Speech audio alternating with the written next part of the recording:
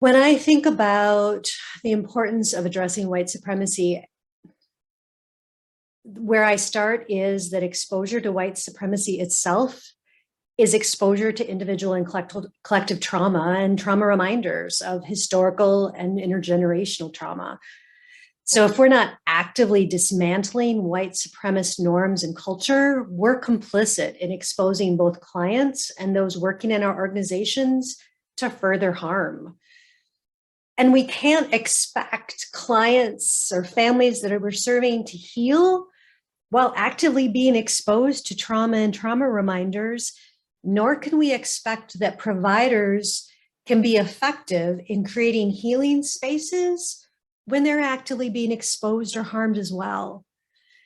When we think of trauma, when we think of the trauma related to racism, we often think in terms of active discrimination, but that just doesn't account for the dominance of white culture as the norm by which everything is judged and measured as either worthy or worth sources of shame. And so this work just can't be passive, because if we're not actively dismantling white supremacist culture in ourselves, in our organizations, in our systems, the status quo we're staying in is itself harmful. So we have to be proactive.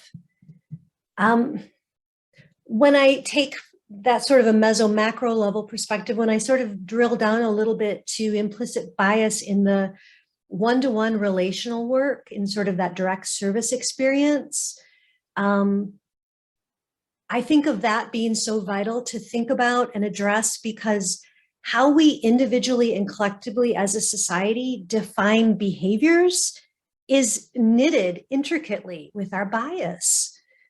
Just think of the words, the resistant client, the delinquent child, or the family who just needs help. Just the way we see worthiness for help is tied into social structures and oppression, and intricately, like I said, tied with our bias. I'll give you sort of like a bit of a personal example. My son in high school, he's an adult now, had quite a bit of mental health challenges. He really struggled. He is also a person of color in a very predominantly white community. And when he had behaviors that were symptoms of his mental health struggles, he got the label of a slacker, for a better way to put it. There were a lot of terms, but slacker sort of is my summary of it. Again, I'm in a smaller community. I'm in a suburb of southern Wisconsin. And I, unfortunately or fortunately, know a lot of stories about a lot of kids in our community who also struggled with mental health challenges, who had behaviors and got very different experience in terms of being helped in the same environment. Was my son's experience different because he was a male? Because he was not Caucasian? Or maybe because he was just unlucky about which adults he primarily interacted with and how they saw and defined his behaviors? I don't know, and I'll never know. But what I do think I know is that there are very few people who get into the helping field who would not be heartbroken if they heard of a child or a family who is struggling with mental health, with trauma, with adversity, who fell through the cracks. It personally breaks my heart every time I hear that story.